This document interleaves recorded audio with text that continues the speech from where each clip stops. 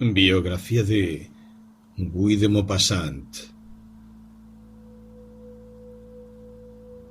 El 5 de agosto de 1850 nace René Albert Guy de Maupassant en el castillo de Miromesnil, en el distrito de Tourville-sur-Arques, según la versión oficial.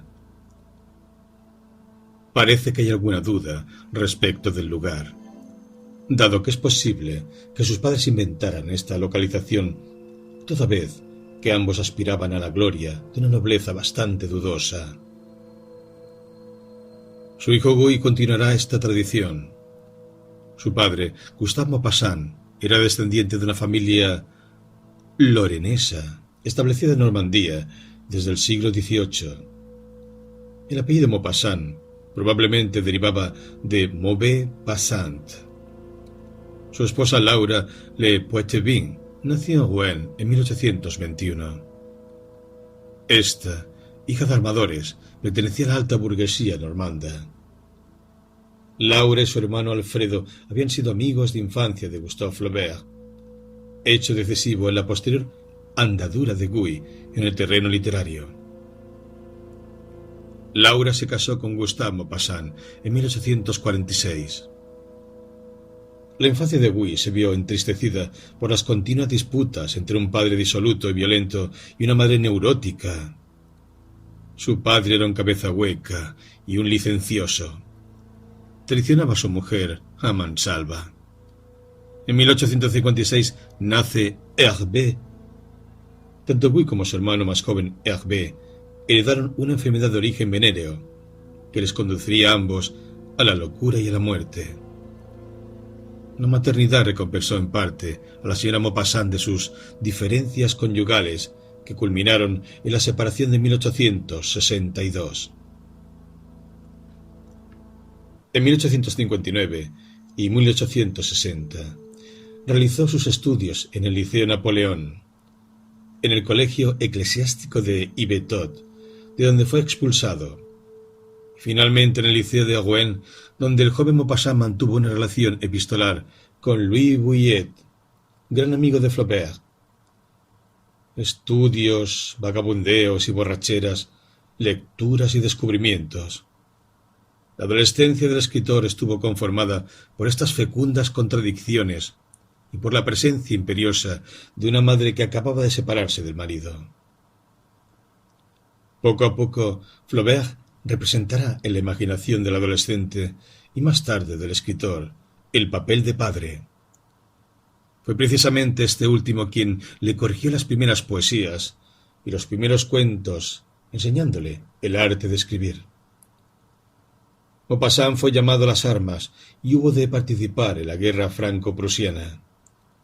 Tras su regreso a la vida civil en 1872, trabajó como empleado en el Ministerio de Marina. La vida de oscuro funcionario y la atmósfera kafkiana del ministerio le inspirarán una de sus obras maestras, L'Héritage. Repartía su tiempo libre entre la creación literaria bajo la guía de Flaubert, amigo de su madre, y las excursiones a lo largo del Sena en compañía de jovencitas fáciles y remeros. En 1876, y merced al padrinazgo de Flaubert, Maupassant comienza a colaborar en diversos periódicos y revistas con el seudónimo de Guy de Valmont. Se hace construir una casa donde fueron representadas privadamente algunas de las obras de teatro que escribió en esta época. Su debut literario está ligado al relato Bola de Sebo, Boule de Suif, 1880, aparecido en el volumen Las veladas de Medan, Les soirées de Medan, especie de manifiesto de naturalismo que reunía cuentos sobre el tema de la guerra de 1870, escritos por varios escritores que constituían el llamado grupo Medan, dirigido por Émile Zola y frecuentado por J. K. Huysmans, Paul Alexis, Léon Hennique y Henri Séard. Maupassant hizo alarde en él de su talento de narrador, gracias a una aguda capacidad de observación. Fustigaba con violencia satírica a pequeños y grandes burgueses, desenmascarados en su bellaquería por la guerra, y presentaba con una dureza grotesca el penoso sacrificio de una prostituta inmolada al pudor de las damas y a la oración de 2 monjas. Lógicamente se había establecido que el relato de Zola tuviera prioridad sobre los demás. Maupassant fue el último en leer su relato. Apenas acababa la lectura, le aclamaron a coro y en un impulso de entusiasmo típicamente francés, le proclamaron maestro. Curiosamente, casi nadie a simple vista había intuido el genio de Maupassant. Zola contó a Frank Harris que en la época de las veladas de Medan nadie esperaba nada de él. El éxito es inmediato. Maupassant entra a la vida literaria como un meteoro. Así lo describe su amigo Frank Harris cuando lo conoció en 1881. Maupassant no parecía un hombre genial. Apenas de estatura media, era robustísimo y guapo, la frente alta y cuadrada, el perfil griego, la mandíbula fuerte y sin dureza, los ojos gris azulados profundamente hundidos, el bigote y el pelo casi negros. Tenía modales perfectos, pero al primer momento parecía reservado y poco propenso a hablar de sí mismo o de sus obras.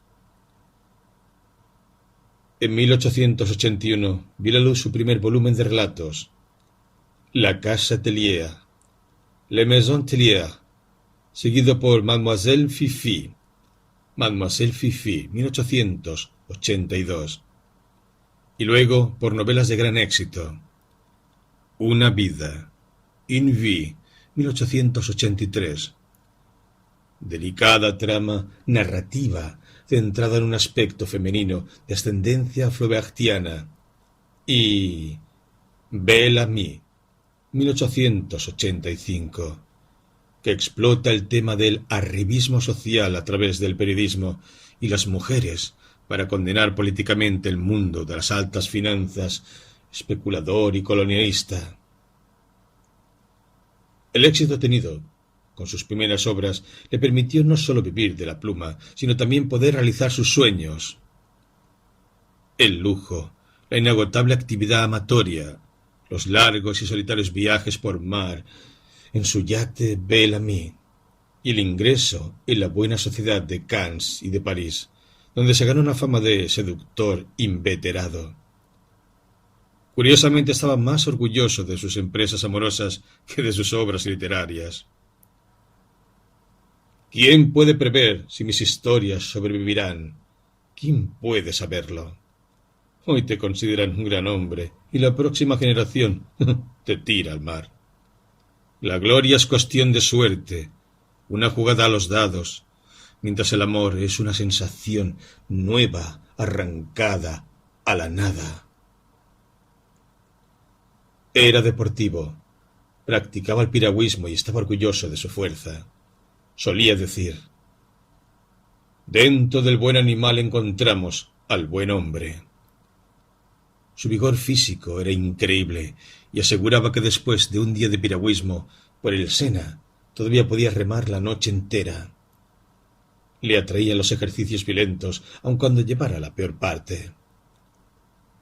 Con la publicación de Mademoiselle Fifi, Maupassant se convierte en el escritor de moda, lo que llamaríamos un autor de bestsellers, y sus derechos de autor le proporcionan muy buenos ingresos y, en el giro de unos años, una verdadera fortuna.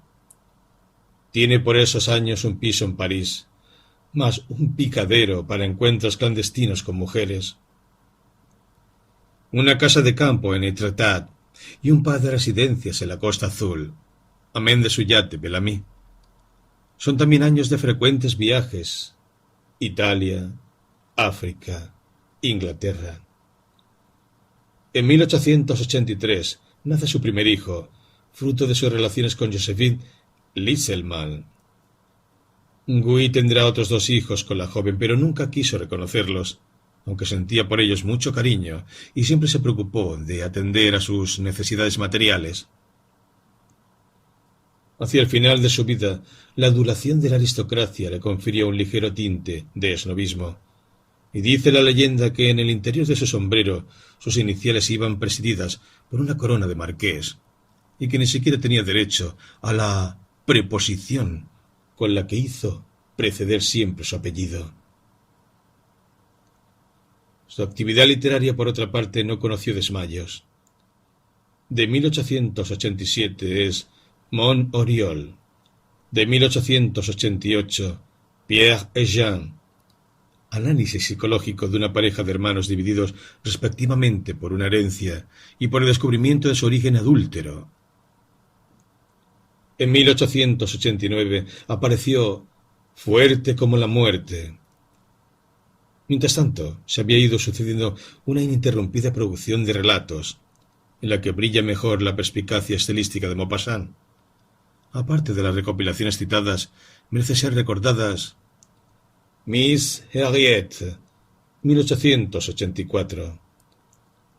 Las hermanas Rondoli, 1884. Claro de Luna, 1884. Tonio, 1885. Cuentos del día y de la noche, 1885. Monsieur Parent, 1886. El Orla, 1887. La mano izquierda, 1889. Nuestro corazón, 1890. En el final de su carrera, una buena cantidad de cuentos está inspirada por la idea fija del suicidio, la obsesión de lo invisible, la angustia. Ya había cumplido con negar a la providencia y considerar a Dios como ignorante de todo lo que hace. También había cumplido con describir una ruta de pesimismo, diciendo que el universo es un desencadenamiento de fuerzas ciegas y desconocidas y que el hombre es una bestia escasamente superior a las demás. El pesimismo de Maupassant acentuó para sus últimos años la hostilidad hacia los demás y terminó consumido en una soledad que solamente lo nutrió de fantasías como el miedo. Este y otros cuentos escritos en los últimos años de su vida los tomaron los psiquiatras como fieles testimonios de su progresiva locura. Cuentos de terror y angustia como el miedo demostraron, no solo a los psiquiatras, que Maupassant era todo un maestro del cuento fantástico, haciendo recordar la grandeza de Edgar Allan Poe. La noche del 1 de enero de 1892. Intentó por 3 veces abrirse la garganta con un cortaplumas de metal. Sus amigos y el fiel François Tassard lo trasladaron a París. Allí fue internado el 7 de enero en la clínica del Dr. Blanche, donde moriría al cabo de 18 meses, el 6 de julio de 1893, periodo que transcurrió en una inconsciencia casi total, aunque con periódicas crisis violentas que obligaban a los enfermeros a ponerle la camisa de fuerza.